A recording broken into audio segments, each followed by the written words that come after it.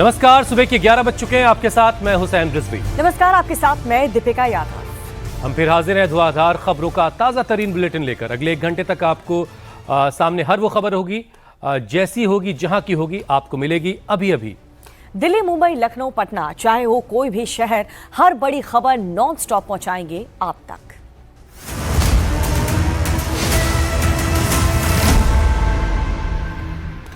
और आज खबरों में बात करेंगे जयपुर से मुंबई, बिहार तक कैसे धुआंधार चल रहा बुलडोजर, जयपुर में कैसे गिराई जा रही है नूरानी मस्जिद, संभल की मस्जिद में पाकिस्तानी झंडे और पोस्टर मिलने के बाद कैसे मचा हंगामा, बिहार में शराब माफिया ने कैसे करवाया मंत्री पर हमला, यूपी में आज से सिपाही भर्ती परीक्षा, 29 लाख कैंडिडेट देंगे एग्जाम, यूपी के शामली में कैसे महिला जिम ट्रेनर ने करवाया आयुष का धर्म परिवर्तन, और फिर कैसे शुरू हो गया महायुद्ध। और इस वक्त की बड़ी खबर बंगाल से आ रही है, वो सबसे पहले आपको बताएं, जहां पर अभिषेक बैनर्जी के राइट हैंड माने जाने वाले जहांगीर खान को पुलिस ने आखिरकार गिरफ्तार कर लिया है। जहांगीर खान की गिरफ्तारी नेपाल बॉर्डर से हुई है। खुद को पुष्पा बताने वाला जहांगीर खान पिछले कई दिनों से फरार चल रहा था, जिसे अब बंगाल पुलिस ने दबोच लिया है। जहांगीर खान फाल्ता सीट से टीएमसी का उम्मीदवार था, लेकिन वोटिंग के कुछ दिन पहले ही उसने अपना नाम वापस ले लिया था। उसके बाद से वो फरार चल रहा था। और अब खबर आ रही है, जहांगीर खान को पुलिस ने गिरफ्तार कर लिया है। बड़ी खबर, अभिषेक बनर्जी के काफ़ी करीबी रहे जहांगीर खान को पुलिस ने गिरफ्तार कर लिया है। पिछले कई दिनों से जहांगीर खान का कोई अता पता नहीं था। फाल्ता सीट से उम्मीदवार था जहांगीर खान, और ऐन चुनाव से पहले कुछ दिन पहले उन्होंने अपना नाम वापस ले लिया था। और अब खबर आ रही कि जहांगीर खान की गिरफ्तारी हुई है। और इस वक्त हमारे सहयोगी ओंकार सरकार हमारे साथ जुड़ चुके हैं। ओंकार, कैसे ये गिरफ्तारी हुई, और ये बहुत बड़ी सफलता यहाँ पर बंगाल पुलिस को मिली, जो काफी दिनों से फरार जहांगीर खान को गिरफ्तार कर लिया गया। देखिए, बंगाल पुलिस और बंगाल एसटीएफ दोनों की एक साथ मिलकर एक टीम बनाई गई थी, और इस टीम ने आज सुबह जहांगीर खान को गिरफ्तार किया। जहांगीर खान कौन है? ये जहांगीर खान अभिषेक बंदोपाध्याय के राइट हैंड माने जाते थे, जो फाल्ता विधानसभा क्षेत्र से तृणमूल कांग्रेस के उम्मीदवार भी बने थे, लेकिन चुनाव से रीपोलिंग से कुछ दिन पहले वो अपना नाम वापस ले लिया था, और उसके बाद वो एंटीसिपेटरी बेल के लिए अप्लाई भी किया था। कोर्ट ने 26 तारीख, पिछले महीने के 26 तारीख तक उनको एंटीसिपेटरी बेल भी दिया था, और उसी दौरान वो फरार हो गए, और उसके बाद से लगातार बंगाल पुलिस खोज रहा था। आज सुबह नेपाल बॉर्डर से उन्हें गिरफ्तार कर लिया गया है। बंगाल पुलिस और बंगाल एसटीएफ की जो ये टीम है, ये टीम मिलकर ये पूरी ऑपरेशन किया है, और नेपाल बॉर्डर से आज सुबह जहांगीर खान को गिरफ्तार किया गया है। और समय आने पे और भी डिटेल्स मालूम पड़ेगा कि वो किस तरीके से बंगाल से भागे थे और कहाँ जाके वो छुपे हुए थे। लेकिन काफी दिनों से फरार चल रहे जहांगीर खान को आज सुबह बंगाल एसटीएफ और बंगाल पुलिस ने गिरफ्तार कर लिया है, जो कि अभिषेक बंदोपाध्याय, जो डायमंड हार्बर के तृणमूल कांग्रेस के सांसद है और तृणमूल कांग्रेस के जनरल सेक्रेटरी भी है, उनका राइट हैंड माने जाने वाला ये जहांगीर खान, जो खुद को पुष्पा कहते थे, उन्हें आज गिरफ्तार कर लिया गया है। दीपिका। ओंकार, आप बने रहे, आपके पास हम दोबारा लौट कर आएंगे। अगली बड़ी खबर भी टीएमसी से ही जुड़ी हुई है। दिल्ली में आज इंडिया गठबंधन की बैठक होने जा रही है, और बैठक से पहले ममता को यह करारा झटका लगा। टीएमसी के 2 सांसद सुखेंदु शेखर रॉय और कोयल मलिक आज राज्यसभा से इस्तीफा देंगे। सुखेंदु शेखर रॉय ने बगावती तेवर अपनाया है और चुनाव के नतीजों के बाद ममता पर लगातार सवाल उठा रहे थे, और अब खबर है कि वो आज वो इस्तीफा दे देंगे।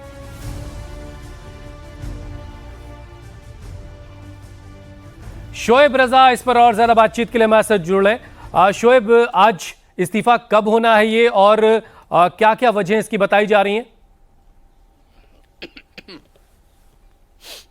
बिल्कुल, देखिए हुसैन, जो सुखेंदु शेखर रॉय ने जो बात बताई, वो ये कह रहे हैं कि मानसिक तौर पर वो पार्टी के साथ नहीं है, टीएमसी के साथ नहीं है। इसी तरह की जो बात है कोयल मलिक की तरफ से भी कही जा रही है। तो एक तरीके से हम देख रहे थे कि विधायक दल में तो फूट थी टीएमसी में। हमने देखा कि पश्चिम बंगाल से जो लगातार तस्वीरें सामने आई, तमाम जो विधायक है वो अलग होते चले गए टीएमसी से।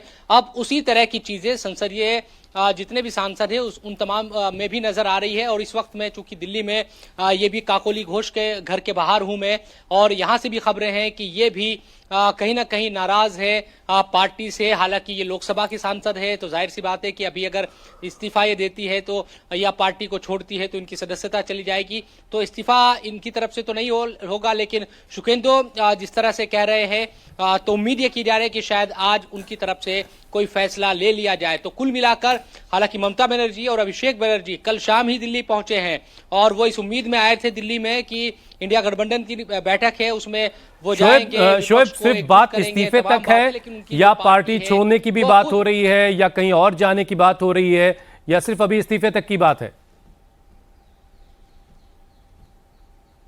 देखिए सवाल सिर्फ इस्तीफे का नहीं हुसैन। देखिए जब इस्तीफा देंगे तो जाहिर सी बात है कि पार्टी से नाराज है वो लोग, ऐसा उनकी तरफ से कहा जा रहा है। और जब ये बयान आ जाए कि अब मेरा जो मन है वो पार्टी के साथ नहीं है, तो इससे आप अंदाजा लगा सकते हैं कि वो पार्टी ही छोड़ेंगे।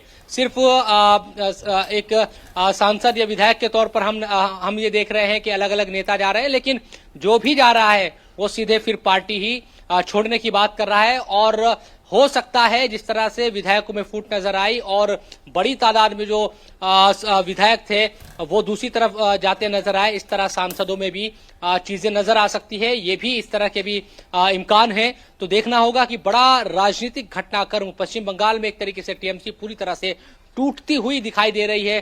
कोलकाता से लेकर दिल्ली तक इसी तरह की हलचल है और देखना ये होगा। एक चीज और बताइए, सुखेंदु और कोयल का जो टर्म है राज्यसभा का, ये अभी कितना और बाकी है? देखिए बाकी है अभी और ये अगर टर्म की बात करते हैं, लेकिन जिस तरह की सिचुएशन अभी बनी हुई है उन तमाम चीजों को लेकर यह कहा जा सकता है कि उनको, क्योंकि विधायकों का भी यही हाल हुआ और सांसदों का भी, तो अब ये लग रहा है कि 5 साल बीजेपी वहां पर है। और जिस तरह से एक्शन में दिखाई दे रही है जहांगीर की भी गिरफ्तारी हुई है, तो टीएमसी के नेताओं को लग रहा है कि अगर वो इस तरफ रहते हैं तो उनकी मुश्किलें बढ़ सकती है। और कई मामलों में हमने भी देखा कि अब तक जो नेता बोलते नहीं थे ममता बनर्जी के खिलाफ, कई मामलों में वो खामोश रहते थे क्योंकि सत्ता में वो थी, अब वो बहुत मुखर होकर बोल रहे हैं। यहां तक बात कर रहे हैं कि जब वो शोएब अगर आप बता दें कि अगर मन जो है वो टीएमसी के साथ नहीं है तो मन अब किसके साथ जा रहा है, ये भी कुछ इसका अंदाजा आपने लगा लिया होगा अब तक तो? देखिए जाहिर सी बात है कि हमने ये देखा है कि अभी सीधे तौर पर तो नहीं कह रहे ये नेता कि भाई वो बीजेपी के साथ जा रहे हैं, लेकिन वो इस तरह की सिचुएशन जरूर पैदा कर दे रहे हैं कि एक अलग, यानी कि टीएमसी से ममता बनर्जी और अभिषेक बनर्जी का जो एक छत्र जो राज उनका नजर आता था वो दूर होता दिखाई दे रहा है। और कई लोग तो ये दावा कर रहे हैं कि असली टीएमसी हम है। जो टीएमसी के अब तक नेता और वो अभिषेक बनर्जी और ममता बनर्जी को छोड़ रहे हैं, तो ये इस बात को भी कह रहे हैं कि असली टीएमसी हम हैं। तो बनर्जी की अगुवाई में असली टीएमसी का झंडा भी लहरा रहा है। बहुत शुक्रिया शोएब हमारे साथ जुड़ने के लिए। ओंकार आपका भी बहुत बहुत शुक्रिया, आपने वहां से अपडेट दिया। और बढ़ते अगली खबर की तरफ। अगली बड़ी खबर जयपुर से, जहां पर पिंक सिटी जयपुर में सिक्योरिटी टाइट है। नंदपुर इलाके में नूरानी मस्जिद के इर्द गिर्द परिंदा भी नहीं मार सकता, ऐसी सिचुएशन की गई है। ऐसी घेराबंदी शायद ही कभी देखी गई होगी। इस वक्त एक बड़ी खबर जयपुर से, जहां पर बुलडोजर एक्शन चल रहा है। जयपुर की नूरानी मस्जिद पर बुलडोजर एक्शन जारी है। आरएसी की 12 कंपनियां और 3000 जवानों को सिक्योरिटी में लगाया गया है। नंदपुरी इलाके को छावनी में पूरी तरह से तब्दील कर दिया गया। सड़क चौड़ीकरण के लिए मंदिर, मस्जिद समेत 5 धार्मिक स्थलों को डिमोलिश किया जा रहा है। सरकारी जमीन पर बने इन धार्मिक स्थलों को गिराए जाने के मद्देनजर चाक चौबंद सुरक्षा व्यवस्था की गई है। छतों पर, गलियों में हर तरफ पुलिस ही पुलिस है। इस कार्रवाई के लिए जयपुर विकास प्राधिकरण बुलडोजर का बेड़ा लेकर वहां पहुंचा। 20 से ज्यादा बुलडोजर लगाए गए। हर तरफ पुलिस के जवान दिखाई दे रहे हैं। नूरानी मस्जिद ही नहीं बल्कि एक मजार, 2 मंदिर और एक सत्संग भवन को भी हटाया जाना है। नंदपुरी अंडरपास से जगतपुरा को जोड़ने वाली करीब 1.5 किलोमीटर लंबी सड़क 6 कॉलोनीज से होकर गुजरती है। सड़क चौड़ी होने से हरे कृष्णा मार्ग पर यातायात का दबाव घटेगा, कम होगा। नंदपुरी से जगतपुरा तक सीधा रास्ता उपलब्ध होगा। सड़क चौड़ीकरण से करीब 50 कॉलोनीज को मालवीय नगर प्रधान मार्ग और एपेक्स सर्किल क्षेत्र की तरफ और बेहतर यातायात और कनेक्टिविटी मिलेगी। नंदपुरी इलाके में नूरानी मस्जिद को लगभग आधा हिस्सा अभी तक के तोड़ दिया है। ये अवैध इंक्रोचमेंट इसको माना गया था, चूंकि सड़क चौड़ा होना है, लिहाजा 5 धार्मिक स्थलों पर बुलडोजर सरकार का गरज रहा है। और ये सामने का जो आप हिस्सा देख रहे हैं नूरानी मस्जिद का पीछे का पार्ट है, जो कि लगभग आधा हिस्सा पूरी तरीके से टूट गया है। पूरे इलाके को सील कर दिया गया है। हम इस वक्त नंदपुरी इलाके में मौजूद है। हर नाका, हर पॉइंट पर भारी पुलिस बल तैनात किया है। हर पॉइंट पे, यानी जो मस्जिद से घिरा हुआ पूरा इलाका है, उसको बंद करके रखा है। किसी को भी आने जाने की इजाजत नहीं है। कुल मिलाकर इस जगह पर, यहाँ पर मस्जिद है, इसके आगे बाजार है, वहाँ पर डिमोलिशन की कार्रवाई चल रही है। सत्संग भवन को भी हटाया है और जो धार्मिक स्थल में जो मंदिर हैं उनको भी हटाने की तैयारी चल रही है। चूंकि सेक्टर प्लान के तहत ये सड़क चौड़ा होना है और उसी को लेकर ये पूरी तैयारी जयपुर विकास प्राधिकरण कर रहा है और भजन लाल सरकार का बुलडोजर यहाँ पर गरज रहा है। Manish Bhattacharya, India TV, Jaipur. जयपुर विकास प्राधिकरण की यह कार्रवाई पूरे इलाके में चर्चा का विषय बनी हुई है। सिर्फ एक मस्जिद नहीं बल्कि मंदिर भी हटाया जा रहा है। पिंक सिटी में पीला पंजा चलने से हड़कंप मचा है। नंदपुरी में 25 फीट चौड़ी सड़क है, जबकि इसकी चौड़ाई 80 फीट करनी है। इसीलिए यह कार्रवाई की जा रही है। अब बुलडोजर चल रहा है तो 5 धार्मिक जगहों को, धार्मिक स्थलों को भी हटाया जाना है। एक मस्जिद जिसका नाम नूरानी मस्जिद है, एक मजार है, 2 मंदिर और एक सत्संग भवन को भी हटाया जा रहा है। ये 80 फीट सेक्टर रोड के अतिक्रमण निरोधी अभियान के तहत की ये कार्रवाई है। मे भी इसमें शायद कुछ है, धार्मिक स्थल भी होंगे, बाकी पब्लिक प्लेस के जो भी अतिक्रमण जो रोड पे आ रहे हैं, सेक्टर रोड पे, उन सभी को हटाने के लिए कार्रवाई की जा रही है। और चलिए आपको बताते हैं कि जयपुर में आखिर इतनी बड़ी बुलडोजर कार्रवाई चल क्यों रही है। दरअसल पीले पंजे का ये जो प्रहार है वो नंदपुरी के मालवीय नगर इलाके में हुआ, जहां पर नंदपुरी अंडरपास के पास एक लंबा ट्रैफिक जाम लगता है। 1.5 किलोमीटर लंबी ये सड़क 6 कॉलोनियों से गुजरती है और इस चौड़ीकरण कार्रवाई से हरे कृष्णा रोड पर ट्रैफिक का जो प्रेशर है वो कम हो जाएगा। नंदपुरी से जगतपुरा के लिए रूट सीधा हो जाएगा और 50 कॉलोनीज को बेहतर कनेक्टिविटी भी मिलेगी और साथ ही ट्रैफिक की समस्या से भी मुक्ति मिल जाएगी।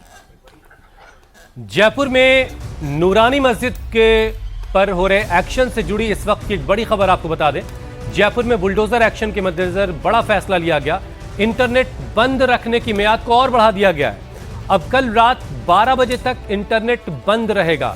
Jaipur police commissionerate, Jaipur north और जयपुर ईस्ट के सभी इलाकों में इंटरनेट बंद रखने का फैसला किया गया है। कोई भी सोशल मीडिया प्लेटफॉर्म काम नहीं करेगा, कोई भी वीडियो या फिर मैसेज सर्कुलेट नहीं हो पाएंगे। पुलिस बकायदा अनाउंस करके लोगों को सावधान रहने और फोटो वीडियो न बनाने की अपील भी कर रही है। छतों से नीचे जाए, छतों से कोई वीडियो नहीं बनाए, फोटो नहीं खींचे। जेडीए की संवेदनशील कार्रवाई चल रही है, इसमें सभी छतों से नीचे हो जाए। छतों से नीचे जाए, छतों से कोई वीडियो नहीं बनाए, फोटो नहीं खींचे। जेडीए की संवेदनशील कार्रवाई चल रही है, इसमें सभी छतों से नीचे हो जाए। बाकायदा अनाउंसमेंट हो रहा है कि छतों से नीचे आ जाएं, कोई भी वीडियो ना बनाएं। बहुत संवेदनशील कार्रवाई जेडीए की तरफ से चल रही है और इसीलिए कोई वीडियो ना बनाएं। अगली खबर महाराष्ट्र के ठाणे से, जहां बुलडोजर एक्शन हुआ तो हड़कंप मचा। इस वक्त की बड़ी खबर आपको बता दें, ठाणे में एक नूरी मस्जिद है, उसका एक अवैध हिस्सा हटाया जा रहा है। मीरा भाईंदर इलाके में तड़के 5 बजे नूरी मस्जिद के अवैध हिस्से पर बुलडोजर कार्रवाई हुई। मस्जिद कमेटी ने भी अवैध निर्माण को तोड़ने में प्रशासन का साथ दिया। बड़ी संख्या में पुलिस बल मौजूद रहा और तब ये कार्रवाई हुई। भाईंदर ईस्ट के गोल्ड नेस्ट सर्कल इलाके में सिर्फ मस्जिद ही नहीं बल्कि मंदिर पर भी बुलडोजर एक्शन हो रहा है।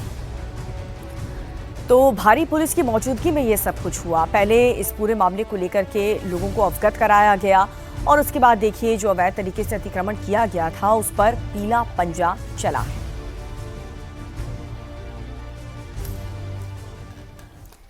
और सिर्फ इतना ही नहीं बल्कि उत्तर प्रदेश के गाजियाबाद में बुलडोजर के खौफ से लोगों ने खुद ही अपने अवैध कब्जे हटाना शुरू कर दिया। दरअसल मोदी नगर के बेगमाबाद में की जामा मस्जिद के पास अवैध अतिक्रमण को लेकर के प्रशासन ने 2 दिनों का अल्टीमेटम दिया था। साथ ही मस्जिद के आसपास बनी 14 अवैध दुकानों के डिमोलिशन का नोटिस देते हुए दुकानदारों पर 2 करोड़ 22 लाख रुपए का जुर्माना भी लगाया गया। ये दुकानें नगर पालिका की जमीन पर बनी है, जिनसे किराया भी जामा मस्जिद प्रबंधन समिति ही वसूलती है। नोटिस में प्रशासन ने 2 दिन के अंदर कब्जा हटाने के लिए कहा, लेकिन और यहां आज से बुलडोजर एक्शन भी होना था। उससे पहले ही लोगों ने अपना अतिक्रमण हटाना खुद ही शुरू कर दिया है। नोटिस दिया जा चुका है। अभय पराशर मेरे सहयोगी इस पर और ज्यादा बातचीत कर मेरे साथ जुड़ चुके हैं। अभय, ताजा सूरत हाल क्या है? क्या सभी लोगों ने अपने अपने जो इंक्रोचमेंट कर रखे थे वो खुद ही हटा लिए हैं या फिर बुलडोजर चलाने की नौबत आ रही है? देखिए हुसैन, सबसे पहले मैं आपको बता दूं कि ये दुकानें जो हैं ये अवैध तरीके से किराए पर दी थी मस्जिद कमेटी के लोगों ने। इस वक्त हम बेगामाबाद, एक गांव पड़ता है मोदी नगर का, वहां पर मौजूद है और मेरे पीछे आप तस्वीरें देखेंगे, पीछे की तरफ यहां पर मस्जिद है और मस्जिद का गेट आप देख लीजिए।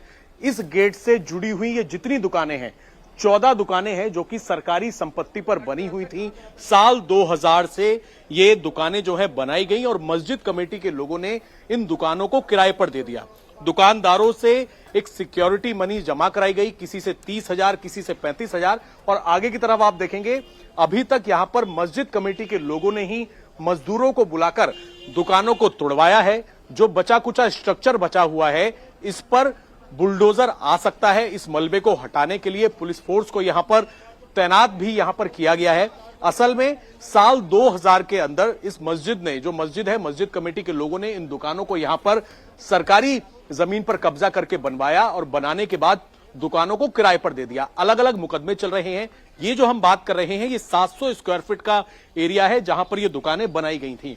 साल 2024 में मोदी नगर की जो तहसील है, उन्होंने आदेश पारित किया कि ये सरकारी जमीन है, इससे अवैध कब्जा जो है उसको मुक्त करवाया जाए। मस्जिद कमेटी को नोटिस भेजा गया, लेकिन हमने कुछ दुकानदारों से बात की है जो हम अभी थोड़ी देर में यहां पर भेजेंगे।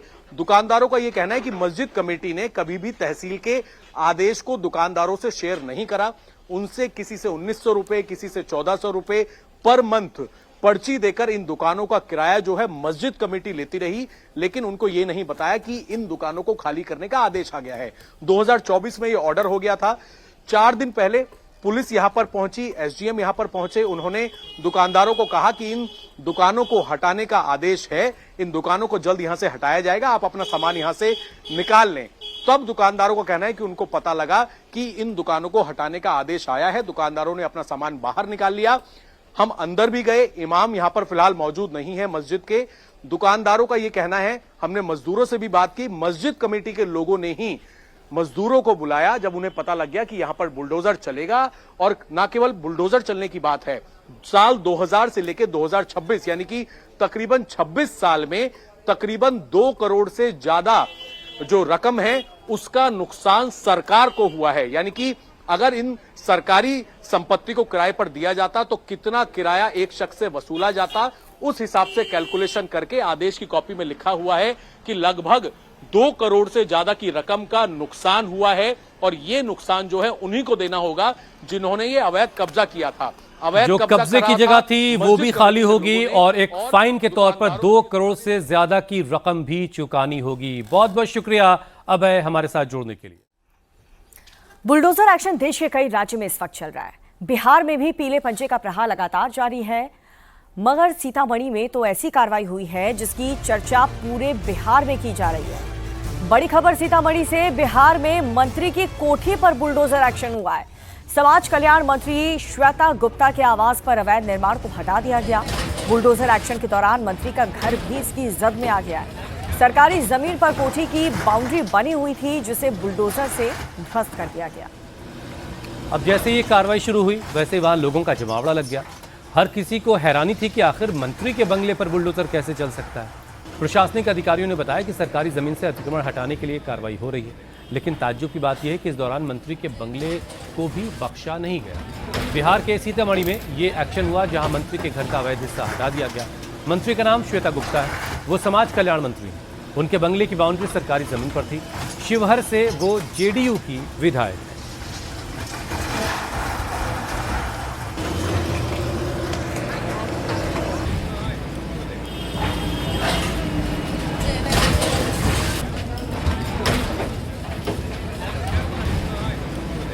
तस्वीरें आप देख रहे हैं बिहार के सीतामढ़ी से, जहां पर मंत्री श्वेता गुप्ता का जो आलीशान मकान है उसका एक हिस्सा भी बुलडोजर की जद में आ गया और जो बाउंड्री वॉल थी वो सरकारी ज़मीन पर बनी हुई थी, उसे बुलडोजर से गिरा दिया गया। जो भी अवैध हिस्सा था, समाज कल्याण मंत्री हैं श्वेता गुप्ता, उनके घर का जो भी अवैध हिस्सा था उसे बुलडोजर से हटा दिया गया है।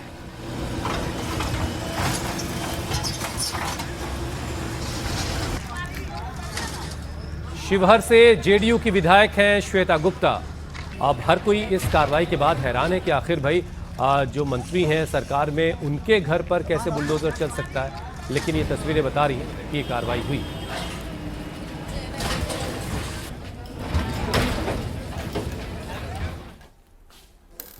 उधर संभल में भी प्रशासन की कार्रवाई जारी है। मस्जिद पर बुलडोजर एक्शन के दौरान आई लव मोहम्मद के पोस्टर और हरा झंडा मिलने के बाद इस मामले में कार्रवाई हुई। संभल में आई लव मोहम्मद के मामले में कार्रवाई हुई है। मस्जिद के मुतवल्ली समेत 8 लोगों पर केस दर्ज हुआ है। नखास इलाके में कल बुलडोजर एक्शन के दौरान आई लव मोहम्मद के पोस्टर मिले थे। हरे रंग का इस्लामिक झंडा मिला था। पुलिस कसेरुआ गांव में अवैध कब्जा हटा रही थी। इसी दौरान मस्जिद के अंदर से ये सामान मिला था। संभल में ताबड़तोड़ कार्रवाई इस वक्त चल रही है और इसी सिलसिले में कल बुलडोजर एक्शन भी चल रहा था। तभी वहां से आई लव मोहम्मद के पोस्टर मिले, पहली मंजिल से हरा झंडा मिला। अब इस पूरे मामले में कार्रवाई की जा रही है। थाना नखासा क्षेत्र में कसेरुआ गांव में ध्वस्तीकरण की कार्रवाई की जा रही थी। उसी के दौरान उस भवन में कुछ आपत्तिजनक सामग्री जो है वो बरामद हुई है, जिसका संज्ञान लेते हुए इसमें सुसंगत धाराओं में इंतजामिया कमेटी के सदस्यों के विरुद्ध अपराध पंजीकृत किया गया है। और अब खबर बिहार से, जहां पर राज्य के श्रम संसाधन एवं प्रवासी श्रमिक कल्याण, युवा रोजगार और कैलाश मंत्री अरुण शंकर प्रसाद की गाड़ी पर हमला हो गया है। गांव वालों ने उनकी कार पर बांस, बल्ले और पत्थरों से अटैक कर दिया है। हमले में मंत्री की कार के शीशे तक टूट गए। पुलिस ने किसी तरह मंत्री को सुरक्षित वहां से बाहर निकाला। अरुण शंकर प्रसाद अपने विधानसभा क्षेत्र के ठाहर गांव में एक परिवार के घर पर शोक संवेदना व्यक्त करने पहुंचे थे और कुछ दिन पहले इस परिवार के युवक की सड़क हादसे में मौत हो गई थी। इसी दौरान मौजूद भीड़ ने, कुछ लोगों ने अचानक से मंत्री के काफिले पर गुस्से में आकर हमला कर दिया, जिसके बाद वहां पर अफरा तफरी मच गई। इसके बाद एक्शन में आई पुलिस की टीम ने 7 आरोपियों को मौके से गिरफ्तार किया, जिनमें साजिशकर्ता सुनील कुमार सिंह और 3 महिलाएं शामिल हैं। मंत्री का आरोप है कि शराब माफिया ने उनके कार पर यह हमला करवाया है। अब कुछ गिरफ्तारियां हो चुकी हैं और कार्रवाई जारी है। आगे की जांच में पता चलेगा, लेकिन मंत्री साहब ये आरोप लगा रहे हैं कि शराब माफियाओं ने ही उनकी गाड़ी पर यह हमला करवाया।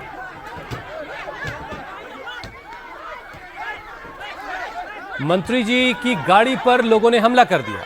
मंत्री जी दरअसल एक घर में गमी हो गई थी, एक घर में शोक व्यक्त करने के लिए अपना पहुंचे थे वो, और इसी दौरान गांव के कुछ लोगों ने उनकी गाड़ी पर हमला बोल दिया। गाड़ी के शीशे तोड़ दिए गए, बहुत मुश्किल से उनकी सिक्योरिटी ने उनको वहां से निकाला। मंत्री जी आरोप लगा रहे हैं कि शराब माफियाओं ने उनकी कार पर यह हमला करवाया है। बिहार सरकार श्री अरुण शंकर प्रसाद जी अपने विधानसभा क्षेत्र में एक गांव में एक रोड एक्सीडेंट के परिवार से मिलने के लिए पहुंचे हुए थे शाम को, और वो अपना प्रोग्राम खत्म करके जब वहां से जाने लगे तो एक व्यक्ति वहां पे खड़ा होकर के कुछ अनुचित डिमांड उनसे करने लगा, जिसको काफ़ी समझाने बुझाने का प्रयास किया गया वहाँ। और अभी में अगली खबर पटना से है, जहां पर खान सर पर गिरफ्तारी की तलवार लटकी हुई है। फैसल खान उर्फ खान सर आज पटना सिविल कोर्ट में अग्रिम जमानत याचिका दायर कर सकते हैं। जानकारी के मुताबिक आज खान सर कोर्ट पहुंच सकते हैं और इसके अलावा आज रोशन सर की जमानत याचिका पर भी सुनवाई होनी है। अब आज ये तय होगा कि रोशन सर बाहर आएंगे या फिर उन्हें अभी जेल में ही रहना पड़ेगा, और खान सर के 2 सुरक्षाकर्मी, उनके जो गार्ड्स हैं, उनकी जमानत याचिका पर भी आज सुनवाई होनी है। इस मुद्दे पर पटना में माहौल गरमाया हुआ है। रोशन सर के जो छात्र हैं वो आज प्रदर्शन का उन्होंने ऐलान कर रखा है और उनकी मांग है कि खान सर को गिरफ्तार किया जाए और रोशन सर को जमानत दी जाए। पटना में 2 जून को खान सर के कोचिंग सेंटर के बाहर हुए बवाल के बाद से पहले रोशन सर की गिरफ्तारी हुई। उसके बाद जब सीसीटीवी तस्वीरें सामने आई, सच सामने आया कि खान सर के गार्ड फायरिंग कर रहे हैं, तो पुलिस ने पिछले शुक्रवार को खान सर पर एफआईआर दर्ज की थी। उन पर हत्या की कोशिश, आर्म्स एक्ट की धाराएं लगाई गई। इसके बाद से खान सर फरार है। इसके अलावा खान सर पर एक और खतरा मंडरा रहा है और वो है खान ग्लोबल सेंटर की सील होने का। खान सर 3 दिनों से फरार है। पुलिस लगातार उनकी तलाश कर रही है, लेकिन खान सर को अब सरेंडर करने को तैयार हैं, ऐसा कहा जा रहा है। ज्ञान बिंदु कोचिंग सेंटर के छात्र आरोप लगा रहे हैं कि अगर खान सर की शिकायत के 24 घंटे के अंदर रोशन सर को गिरफ्तार कर लिया गया तो खान सर पर कार्रवाई क्यों नहीं हो रही है। रोशन सर पर जो भी धारा लगाया गया उससे अधिक संगीन धारा खान पे लगाई गई है, जिसमें आप देख रहे हैं कि भाई 109 भी उन पर भी लगाया गया, दोनों को 109 आर्म्स एक्ट भी उन पर लगाया गया। इसके बाद भी अभी तक वो गिरफ्त में नहीं है, अर्थात अभी भी उनको प्रशासन द्वारा गिरफ्तार किया नहीं गया। तो हमारा सबसे पहला डिमांड है कि जिस तरीके से तत्परता के साथ प्रशासन ने रोशन सर की गिरफ्तारी की है, हमारे पूरे संस्थान में छापेमारी की गई उस रात्रि के समय में, उसी तरीके से तत्परता के साथ खान की गिरफ्तारी की जाए। खान को गिरफ्तार नहीं किया जाता तो हम आमरण अनशन शुरू करेंगे, क्योंकि भाई यहाँ साफ साफ बात है कि आप देखें कि 2 तारीख के दिन वो एफआईआर हुआ, 3 के सुबह में ये गिरफ्तार हुए, 4 तारीख को खान के ऊपर एफआईआर होता है, इसके बाद भी गिरफ्तारी नहीं हुई। रोशन सर के छात्र प्रशासन पर मिलीभगत का आरोप लगा रहे हैं। इस बीच खान सर के कोचिंग सेंटर में सील होने का खतरा भी बढ़ता जा रहा है। शनिवार को फायर सेफ्टी डिपार्टमेंट की टीम ने कोचिंग की बिल्डिंग में सेफ्टी स्टैंडर्ड का निरीक्षण किया। जांच में खान ग्लोबल कोचिंग सेंटर में बच्चों की सेफ्टी को लेकर, उनकी जान की सुरक्षा को लेकर कई खामियां पाई गई। इस दौरान फायर सेफ्टी से जुड़े कई मानकों में भी कमी मिली। इसके बाद फायर सेफ्टी डिपार्टमेंट ने इन कमियों को दुरुस्त करने के लिए 1 हफ्ते का वक्त दिया है। फायर सेफ्टी डिपार्टमेंट का यह कहना है कि अगर 1 हफ्ते के अंदर खामियां दुरुस्त नहीं की गई तो आगे का कदम उठाया जाएगा। जैसे फायर अलार्म सिस्टम की कमियां पाई गई है, फायर पंप नहीं लगा हुआ है, टैंक में जो ओवरहेड टैंक है, टैंक में जो कैपेसिटी के चाहिए उसमें कम है, तो 1 सप्ताह के अंदर नहीं लगाते हैं तो इसकी सूचना वरीय लेवल पे दी जाएगी और जो भी होगा वो वरीय लेवल पे किया जाएगा। तो एक तरफ फैसल खान उर्फ खान सर पर गिरफ्तारी की तलवार लटक रही है, तो दूसरी ओर अब खान सर पर गंभीर आरोप लगे हैं। आरोप यह है कि खान सर दूसरे कोचिंग से सफल होने वाले छात्रों को लालच देते थे और अपने संस्था में बुला करके उन्हें सम्मानित कर रहे थे। चयनित छात्रों को अपनी संस्था का बता रहे थे। आपको ये भी बता दें कि 31 मई को खान ग्लोबल कोचिंग में पुलिस भर्ती परीक्षा में सफल अभ्यर्थियों को सम्मानित किया गया था। दावा यह किया जा रहा है कि खान सर के कोचिंग से 12,000 छात्र भर्ती परीक्षा में सफल हुए। हालांकि अब कई ऐसे चैट्स और ऑडियो सामने आ रहे हैं जिससे खान के दावों की पोल खुलती दिख रही है। एक ऑडियो में फैसल खान की टीम एक फिजिकल ट्रेनर को फोन करके ये कह रहे हैं कि बिहार पुलिस में पास हुए सभी बच्चों को लेकर आना और खान सर का झंडा बुलंद करना। हालांकि इंडिया टीवी इस ऑडियो की पुष्टि नहीं करता। आइए आशीर्वाद ले लीजिए सर से, ठीक है? जी सर, हम कल आएंगे आपको, ठीक है? खान सर से मिला जाएगा, ठीक है? तो हमको भी अच्छा लग रहा है जो फोन किए हैं। तो हम कल फोन किए थे आप, तो हम दूसरा ठाई थे, तो इसीलिए आपका फोन हम रिसीव ना किए। अभी भेजे हैं गोलू जोन जी 12 से 2, ठीक है जी। कितना बजे सर? 12 से 2 के बीच में, ठीक ना? अच्छे, मैंने वहाँ भेंट हो जाएगा खान सर से? भैया ये खान सर से थोड़ी ना इतना आसानी से भेंट होता है जी। खान सर कोई आम आदमी है? नहीं, हम जानते हैं। आपको बुला रहे हैं कि खाने सर बोले हैं हमको कि पूरा टीम रिसर्च किया है पूरे बिहार में। जी। हम लोग का सब सोशल मीडिया देखा गया है कि कौन को क्या कर रहा है, क्या किसका पर्सनालिटी है, ठीक ना? जी। तो बेतिया से आपको चुना गया है, ठीक है? जी। बेतिया बगहा में उधर पूरा आपको इलाका संभालना है। जी। खान सर का झंडा बुलंद करना है, ठीक है? जी। हम कल आज रखे थे गाड़ी में, बच्चा लोग बोला है नहीं सर आप जाइए, और पूरा चंपारण जितना है पूरा लोग जाने का। ठीक है, आइए आप कल आइए बेटा, ठीक ना? जी। बच्चा निकला, समझिएगा 260-70 लड़का हो गया अभी तक ना फिजिकल में। मतलब मैसेज जाती है सब लड़कन के पास।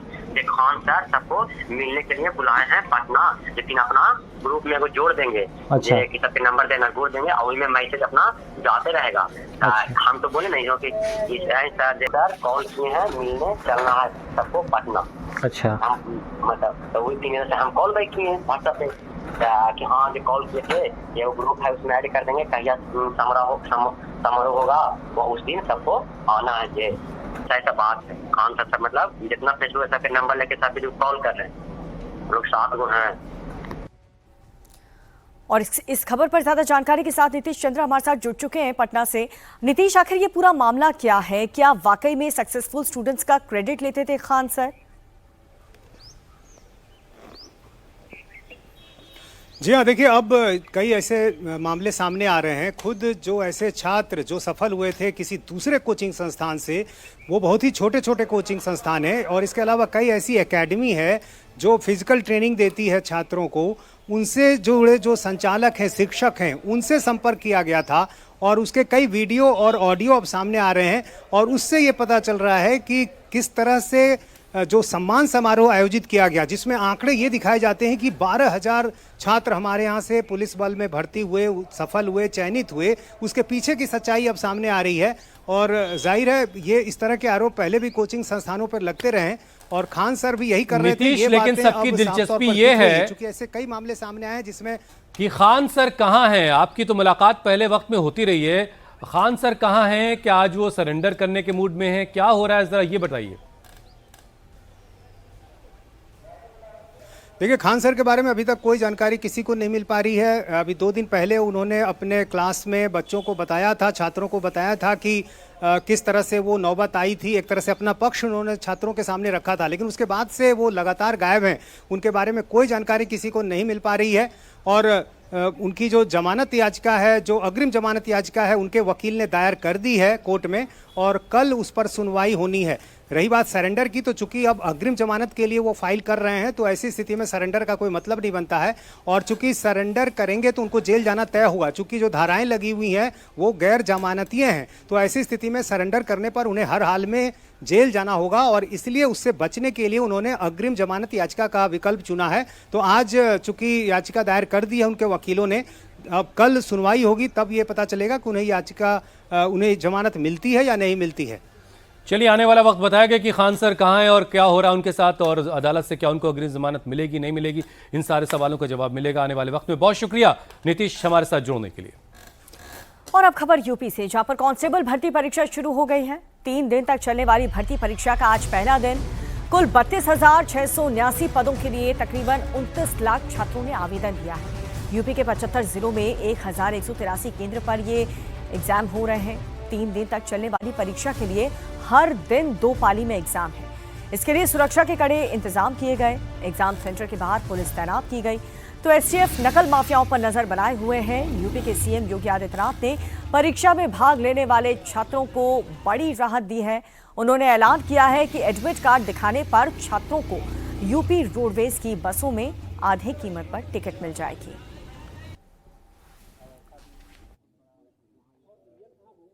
सिपाही भर्ती का बड़ा इम्तिहान है और बहुत बड़ी तादाद है। करीब 29 लाख लोग इस परीक्षा में बैठेंगे। ये 3 दिन इम्तिहान चलेंगे, ऐसी उम्मीद की जा रही है। आज पहले दिन का एग्ज़ाम है, 2 शिफ्ट में होगा और नेशनल कॉलेज जो लखनऊ का है वहाँ उसके बाहर है। जो लोग इम्तिहान देने वाले हैं वो भी हमारे साथ हैं। क्या नाम है आपका? शिवकांत वर्मा। अच्छा शिवकांत जी, कहाँ से आए हैं आप? मैं आगरा से। आगरा से कैसे, ट्रेन से आए बस से आए? ट्रेन से आया था। भीड़ बहुत है ट्रेन में। मैम एसी वाला जो क्विज था, थर्ड ईयर वाला, उसमें भी पूरा भर के ऐसा लग रहा था जैसे जनरल वाला डब्बा है, पूरा जनरल वाला लग रहा था। उसमें हम लोग दब के आए, उसमें भी समझ लो काफ़ी तकलीफ तो हुई है काफ़ी, लेकिन आना पड़ा है पेपर। तो इस जो इम्तिहान है इससे क्या उम्मीद है? कितने दिनों से तैयारी कर रहे थे? तैयारी तो मतलब पिछली वाली में रह गया था मैं थोड़ा, है ना, तो अब ये इस बार में थोड़ा कोशिश कर रहे हैं। थोड़ा 1 साल से ज़्यादा ही हो गया है, तो इसमें थोड़ा उम्मीद है हो जाएगा कुछ। और पेपर वगैरह लीक नहीं होता तो हो सकता है, क्या पता कुछ। अभी तो सरकार ने काफ़ी सख्ती कर रखी है यहाँ पे, लेकिन कुछ पता नहीं है मैम, आगे देखते हैं मैम होता है। अच्छा ही, वैसे तो तैयारी तो अच्छी है, करके आएंगे। आपका नाम क्या है, कहाँ से आए? अक्षय कुमार। कहाँ संत कबीर नगर से, खैलाबाद के इधर से। कबीर, आप कैसे आए? ट्रेन से, बस से? नहीं, बस से आए हम। बस से आए। तो बस में तो 50% योगी आदित्यनाथ ने डिस्काउंट नहीं, ऐसा कुछ नहीं, हम प्राइवेट बस से आए एक्चुअली। प्राइवेट बस से आए। जी हाँ। कितनी तैयारी इम्तिहान की है? और तैयारी तो काफ़ी टाइम से चालू था हमारा, बट बीच में कुछ गैपिंग हो जाने की वजह से थोड़ा हो गया, बट उम्मीद यही है कि अच्छे से अच्छा करने का कोशिश करेंगे। पूरी तैयारी करके आए हैं। सरकार की तरफ से भी पूरी तैयारी की गई है इस इम्तिहान की। एक तो जो सेंटर्स हैं वहाँ सिक्योरिटी का ज़बरदस्त इंतज़ाम है। लखनऊ में करीब 50 से ज़्यादा सेंटर्स हैं। 2000 पुलिस यहाँ लगाई गई है कि सेंटर में किसी तरह की गड़बड़ी ना हो। अब ये जब अंदर जाएंगे तो इनकी सिक्योरिटी होगी। ये किसी भी तरह से फ़ोन तो नहीं ले जा सकते, स्मार्ट वॉच भी अंदर नहीं ले जा सकते। यहाँ सिक्योरिटी होगी। उसके बाद जो पेपर है वो लीक ना हो, इसके लिए पूरे इंतज़ाम किए गए हैं। STF लगाई गई है जो पिछले कई दिनों से निगरानी रखे है। सोशल मीडिया पे और टेलीग्राम जो ऐप है उस पर कि किसी तरह का पेपर लीक करने वाले गैंग जो है वो सक्रिय ना हो। कुछ लोगों को ऐसा भी पकड़ा है STF ने जो बेवकूफ़ बना रहे थे इन लोगों को कि हमारे पास पेपर है, हमें पैसा दो, हम तुम्हें पेपर दे देंगे। तो इस तरह से हर कोई सतर्क है और उम्मीद यही की जा रही है कि ये जो इम्तिहान है, बड़ा इम्तिहान है, ये ठीक से हो जाएगा। और अब खबर यूपी के शामली से है, जहां धर्मांतरण का एक मामला सामने आया। धर्म परिवर्तन करवाने का आरोप चांदनी कुरैशी नाम की एक महिला पर लगा और उसके परिवार पर, जो पेशे से एक जिम ट्रेनर है। चांदनी पर आरोप है कि उसने प्रॉपर्टी के लालच में एक दवा कारोबारी के बेटे आयुष मलिक का धर्मांतरण करवाया। चांदनी ने निकाह के लिए आयुष पर दबाव बनाया और फिर उसे मौलवी के साथ मिलकर आयुष से रहमान बना दिया। चांदनी के दबाव में आयुष ने दाढ़ी बढ़ा ली, टोपी पहनकर अपनी दुकान पर बैठने लगा। अब शामली के कारोबारी ने धर्म परिवर्तन कराने और अवैध वसूली के खिलाफ FIR दर्ज कराई है। पुलिस ने जब इस मामले की जांच की तो पूरी कहानी से पर्दा उठा। चांदनी ने पहले आयुष से दोस्ती की, फिर उसके साथ के कुछ वीडियो बनाए। बाद में वो इसी वीडियो के आधार पर आयुष को ब्लैकमेल करने लगी। पुलिस ने आरोपी चांदनी और उसके पिता को गिरफ्तार कर जेल भेज दिया है। शामली में एक पूरे जाट परिवार का इस्लाम मजहब में धर्मांतरण किया गया। आयुष मलिक के साथ एक शामली की रहने वाली चांदनी कुरैशी ने मित्रता की और फिर अपने जाल में, प्रेम जाल में फंसाया। उसकी वीडियो बनाई और फिर उसको अपने साथ निकाह करने के लिए तैयार किया और यदि निकाह नहीं करोगे तो ये वीडियो सबको दिखा दी जाएगी।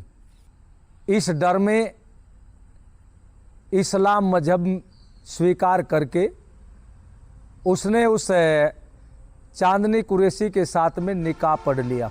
इनके ऊपर कोई कार्रवाई नहीं हुई तो हम हिंदू समाज को लेकर के इस कुरैशी बस्ती के बाहर धरना प्रदर्शन करेंगे। अब पुलिस ने इस पूरे मामले में चांदनी के परिवार के 6 मेंबर्स और 3 मौलवियों के खिलाफ FIR तो दर्ज कर ली है। आयुष के पिता का यह कहना है कि फर्जी निकाह नामा तैयार कर पूरे परिवार पर धर्मांतरण का दबाव बनाया जा रहा है। आयुष के पिता ने आरोप ये भी लगाया है कि चांदनी के परिवार ने उन्हें मुस्लिम न बनने पर हत्या की धमकी दी है। पुलिस के मुताबिक चांदनी और आयुष मलिक की मुलाकात साल 2022 में हुई। दोनों एक फिजियोथेरेपी सेंटर पर मिले। वहीं पर दोनों ने एक दूसरे के नंबर लिए, दोनों की बातें शुरू हुई। कुछ दिनों के बाद दोनों ने जिम ज्वाइन किया और दोनों रोज वहां मिलने लगे। ये दोनों का अफेयर जब शुरू हुआ उसके बाद फिर बात इतनी बढ़ी कि चांदनी के पिता शामली में एक जूस का ठेला लगाया करते थे। फिलहाल पुलिस जिम ट्रेनर चांदनी और उसके पिता को हिरासत में लेकर उनसे पूछताछ कर रही है। डिटेल जांच कराई इसमें लाइव से हमारी और गोपनीय रूप से तो जानकारी ये हुई कि देवराज मलिक का एक ही बेटा है आयुष, और यहाँ की हमारे जनपद सामने की काजीवाड़ा की एक कुरैशी की बेटी है जिनका नाम इस्लाम कुरैशी, जो फलों का व्यापार करते हैं, लगा के ठेला वगैरह ठेलिया पे जूस वगैरह बेचते हैं। उनकी बेटी, उनकी कई बेटियां हैं, उसमें एक चांदनी नाम की उनकी बेटी है, काफ़ी वो वयस्क है, और उसके माध्यम से इसको फंसाया गया इसमें। और तथाकथित उसका दिल्ली में कहीं मस्जिद में निकाह कराई गई और अब वो पूर्णतः लगभग कन्वर्ट सा हो गया है। तो फिलहाल मुकदमा दर्ज कर लिया गया है। उसकी जो तथाकथित जो निकाह वाली पत्नी है या निकाह जिसने किया है चांदनी, उसका फादर गिरफ्तार हो गए हैं इसमें। अभी इसका जो भाई है जो इसकी दुकान पर नौकर था आयुष के, वो फरार है। इसकी एक सिस्टर सुमैला है जो मेरठ में इसकी शादी हुई है, और भी तमाम जो इसमें धार्मिक गुरु इसमें इन्वॉल्व हैं जिन्होंने इस ढंग की घटना करने का प्रयास किया है संपत्ति को देखते हुए, उन पर हम लोग बहुत ही कठोर कार्रवाई इसमें करेंगे। सर एक चीज, इस खबर पर और ज्यादा अपडेट के साथ हमारे सहयोगी विशाल प्रताप सिंह हमारे साथ जुड़ चुके हैं। विशाल, अभी जांच कहां तक पहुंची इस मामले की? देखिए हुसैन, ये बहुत ही ज़्यादा संवेदनशील मामला है उत्तर प्रदेश के शामली जनपद का, जहां पर एक जिम ट्रेनर चांदनी पर आरोप लगा है कि वो एक लड़के को जबरन अपने प्रेम जाल में फंसाती है, वीडियो बना लेती है, ब्लैकमेलिंग का काम शुरू करती है, और उसके बाद न सिर्फ आयुष को बल्कि आयुष के पूरे परिवार पर धर्म परिवर्तन का बाकायदा दबाव बनाया जा रहा था। और इस पूरे सिंडिकेट में पुलिस को ये जानकारी मिली है कि न सिर्फ 3 मौलवी शामिल थे बल्कि कुछ और धर्मगुरुओं की भी बात सामने आ रही है, जो सिंडिकेट को चलाने की बात सामने आ रही है। और इसी को देखते हुए पुलिस ने इस मामले में न सिर्फ SIT का गठन किया है बल्कि इस पूरे मामले की तफ्तीश के लिए पुलिस का कहना है कि अभी और भी ज्यादा डिटेल्ड पूछताछ करनी है, इन्वेस्टिगेशन करना है, चांदनी को और उसके पिता को ले जाकर के कुछ लोगों को सामने कन्फ्रंट कराना है, ताकि ये पता लगाया जा सके कि ये गिरोह जो है ये कितना बड़ा है, और इससे पहले इस तरीके से चांदनी और उसके इस गिरोह ने कितने और बेगुनाह लोगों को अपने प्रेम जाल में फंसाया है, उनका वीडियो बनाया है, उनको ब्लैकमेल किया है और जबरन धर्म परिवर्तन करने के लिए मजबूर किया है। तो ये एक मामला जरूर सामने शामली का आया है इस पूरे मामले में हुसैन, लेकिन पुलिस को इन्वेस्टिगेशन में जो क्लू मिल रहे हैं, जो जानकारियां मिल रही हैं, उससे ये मामला और भी ज्यादा बड़ा दिख रहा है। इसीलिए इस पूरे मामले में SIT के साथ पुलिस का और कुछ वक्त में तस्वीर और साफ होगी कि ये इस मामले में और कौन कौन लोग शामिल हैं। बहुत शुक्रिया विशाल हमारे साथ जुड़ने के लिए। और चलिए अब बात करते हैं मिडिल ईस्ट में छिड़े जंग की। ईरान और इजराइल पर भयानक हमले किए गए। ईरान के हमले के बाद से इजराइल ने ईरान के 15 शहरों पर ताबड़तोड़ मिसाइलें दागी। इजराइल के हमले के बाद से तेहरान में एयर स्पेस को फौरन बंद कर दिया गया। दोनों तरफ से मिसाइल हमले जारी हैं। इजराइल ने यह दावा किया कि ईरान की तरफ से देर रात भारी तादाद में मिसाइल दागे गए। उसका वीडियो भी सामने आया। इजरायली कब्जे वाले वेस्ट बैंक के आसमान में कई ईरानी मिसाइल्स देखी गई। ईरान ने लेबनान पर हमले की स्थिति में इजराइल पर अटैक की पहले से चेतावनी दे रखी थी। ईरान के हमले के बाद अमेरिकी राष्ट्रपति ट्रंप ने ईरान को चेतावनी दी कि वो हमले ना करे। इसके बावजूद इजराइल ने ईरान पर ताबड़तोड़ मिसाइलें दागी। तेहरान, इस्फहान, पश्चिमी ईरान समेत 15 शहरों को निशाना बनाया इजराइल ने। इजरायली हमले के बाद तेहरान में एयर स्पेस बंद किया गया। इस बीच IRGC ने इजराइल पर भयानक हमले की धमकी दी है। बताया जा रहा है कि बैरूत में हिजबुल्लाह के ठिकानों पर हमले के बाद ईरान ने इजराइल पर हमला किया था। तो ईरान ने इजराइल पर हमले का एक नया वीडियो भी जारी किया है। ईरान ने इजराइल पर एक के बाद एक कई मिसाइलें दागी हैं। ईरान की ओर से दागी गई मिसाइल के बाद से इजराइल के कई शहरों में मिसाइल गूंज रहे हैं और इजराइल डिफेंस फोर्सेस पूरी तरह से एक्टिव हो चुके हैं। 8 अप्रैल को हुए सीजफायर के बाद से ईरान ने पहली बार इजराइल पर एक साथ 11 मिसाइलें दागी हैं। इजराइल का दावा यह है कि उसने सभी मिसाइल्स को इंटरसेप्ट कर दिया है। और अभी एक खबर, बड़ी खबर आ रही है। ट्रंप के मना करने के बावजूद इजराइल ने ईरान पर हमला किया है। हमले का नया वीडियो भी आ चुका है जिसमें इजराइल ने तेहरान पर भयानक हमला किया। तेहरान के कई इलाकों में तेज धमाकों की आवाजें सुनी गई, जिसके बाद अफरा तफरी का माहौल पैदा हो गया। इजराइल का दावा है कि उसने ईरान के सैन्य ठिकानों को निशाना बनाया। इजराइल ने हमला ट्रंप के मना करने के बाद किया है। ट्रंप ने इजराइल से कहा कि ईरान के हमले से कोई नुकसान नहीं हुआ। उम्मीद है कि इजराइल जवाबी कार्रवाई नहीं करेगा। इससे पहले ट्रंप लेबनान पर भी इजराइल को हमला करने से मना कर चुके, उसके बावजूद इजराइल ने लेबनान पर भी हमला किया था। तो कुल मिलाकर मिडिल ईस्ट में एक बार फिर से भयंकर तनाव है और इस बीच ईरान ने इजराइल को बड़ी धमकी दे डाली है। ईरान ने कहा है कि अगर इजराइल ने हमला किया तो उसे मुंह तोड़ जवाब देंगे। इजराइल पर ऐसा विनाशकारी हमला होगा कि वो सोच भी नहीं सकता। IRGC ने इजराइल को तबाह कर देने की धमकी दी है। ईरान ने कहा कि इजराइल ने रेड लाइन क्रॉस की है। बैरूत पर हमले का यह जवाब था। अगर उसने ईरान पर अटैक किया तो अंजाम और खतरनाक होगा। هدف قرار داده است. قبلا اخطار داده بودیم در صورت گسترش جنایت در ضاحیه بیروت اهدافی را در سرزمین‌های اشغالی مورد هجوم قرار می‌دهیم. ارتش صهیونیستی باید حملات خود به جنوب لبنان و ضاحیه را متوقف نماید و در صورت گسترش حملات خود به آن منطقه و یا پاسخ به اقدام ایران با ضربات کوبنده تر و پشیمان کننده روبرو و حملات ویرانگری علیه رژیم و حامیان آن آغاز خواهد شد و من نصر الا من عند الله العزیز الحکیم. ईरान ने इजराइल पर हमला बोला तो तेहरान में लोग सड़कों पर उतर आए, रात भर जश्न हुआ। इजराइल अमेरिका के खिलाफ नारेबाजी हुई। जो तस्वीरें सामने आई उसमें ईरान से इजराइल की ओर दागी गई मिसाइलें आसमान में नजर आ रही हैं। सड़कों पर लोगों का हुजूम है। इस दौरान लोग अल्लाह अकबर के नारे लगा रहे हैं। इस जश्न के कुछ ही घंटों के बाद इजराइल ने तेहरान पर हमला किया।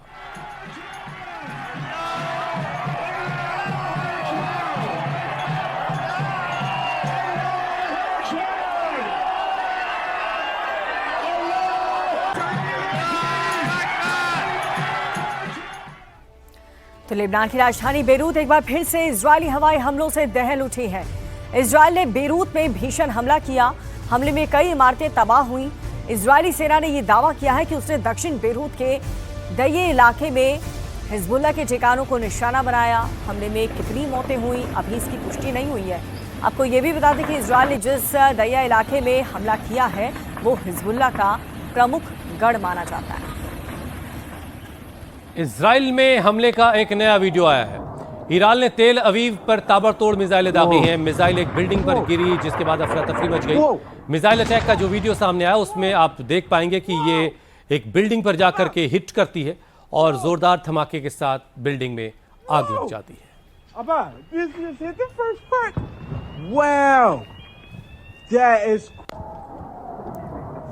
ईरान के हमले से पहले उनके विदेश मंत्री अरागची ने सोशल मीडिया एक्स पर एक तस्वीर शेयर की जिसमें ईरान के झंडे के साथ लेबनान का झंडा लगाया गया। ये साफ दिखाता है कि ईरान का हमला इजरायल का लगातार लेबनान में हिजबुल्लाह के ठिकानों पर हो रहे हमलों का जवाब है।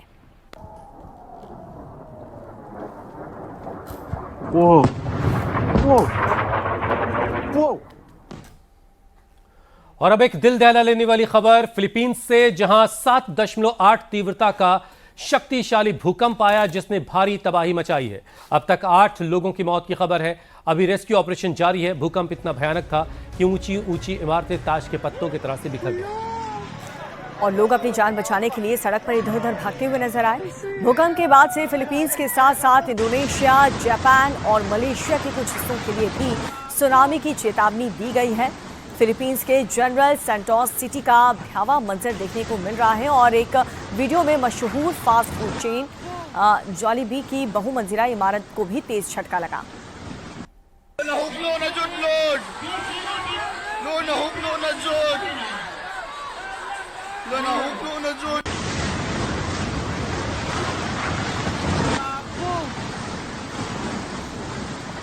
ये एक फास्ट फूड चेन है जॉलीबी, उसकी इमारत है।